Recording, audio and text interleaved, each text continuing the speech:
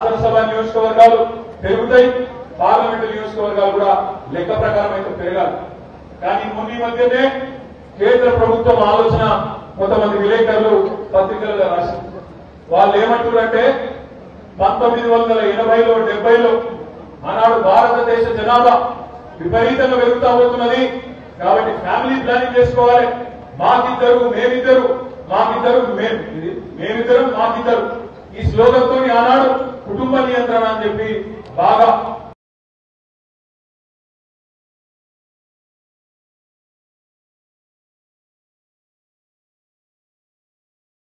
మన ఆనాటి ఆంధ్రప్రదేశ్, ఈనాటి తెలంగాణ, పక్కకున్న కర్ణాటక, అవతల పక్కకున్న తమిళనాడు, కేరళ, మొత్తం దక్షిణాదిలో ఉన్న రాష్ట్రాలన్నీ కుటుంబ నియంత్రణ బాగా పాటించింది.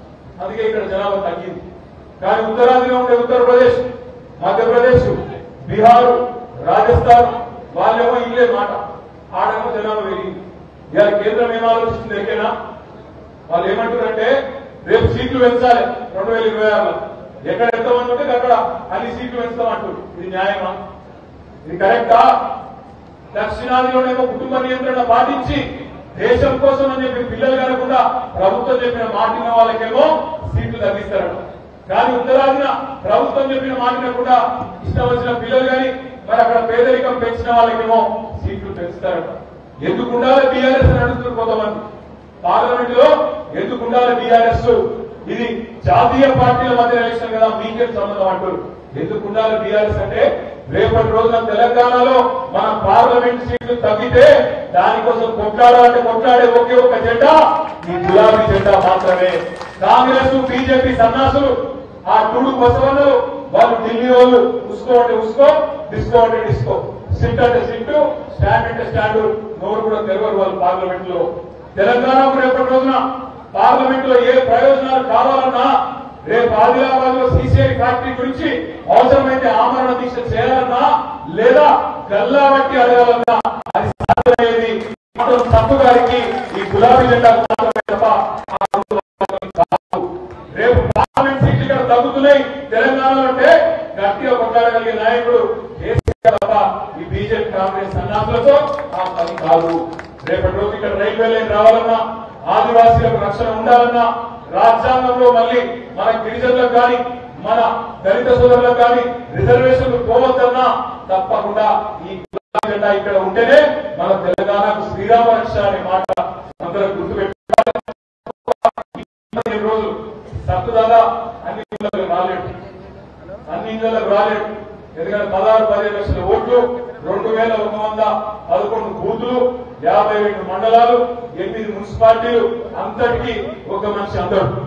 ఆయన ఒక్క ఎలక్షన్ కాదు, మనందరి ఎలక్షన్ ఎక్కడోళ్ళం అక్కడ, ఏ ఊరు కావూరు, ఏ బూత్ కాబోతు మనం గట్టిగా తగులుకుంటేనే గట్టిగా అందుకుంటేనే మరి అది కాంగ్రెస్ మోసాలు, ఇది బీజేపీ గొల్ల వైఖరులు ఇవన్నీ వివరించి చెప్తేనే రేపు ప్రజల మద్దతు మనకు ఉంటుంది. గుర్తు చేయండి ప్రజలకు, కేసీఆర్ ఉన్నప్పుడు ఎట్లుండే, ఎట్లా నీళ్లు వస్తుండే, ఎట్లా కరెంట్ వస్తుండే, ఎట్లా రైతు బంధు వస్తుండే, ఎట్లా పెన్షన్లు వస్తుండే, ఎట్లా కళ్యాణ లక్ష్మి వస్తుండే గుర్తు చేయండి.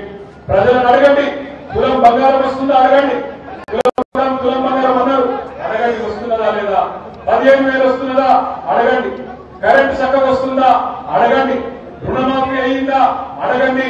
కాంగ్రెస్ వారికి ఏ హక్కు ఉంది అని ఓటు అడుగుతున్నాడో ఇలా తీయండి, ఎండగట్టండి, ఇలా తీయండి కాంగ్రెస్ పార్టీని, బీజేపీ పార్టీని. బీజేపీ ఓటులకు అడగండి, ఏమైనా రైలు అన్నావు 5 ఏళ్ల కింద వచ్చింది మీ నాయకుడు, ఏడవైంది రైలు, 6 నుంచి ఆదిలాబాద్ రైలు అడగండి. ఏమైంది సీసీఐ ఎందుకు తెరవలేని అడగండి. ఎందుకు రాజ్యాంగాన్ని మార్చే ప్రయత్నం చేస్తున్నారు, ఏమవసరం ఉంది అనే మాట కూడా బీజేపీని అడగండి. తప్పకుండా తెలంగాణ ఏనాటికైనా శ్రీరామ రక్ష గులాబీ జెండా అనే మాటను గట్టిగా చెబుదాం. గ్రామ గ్రామాన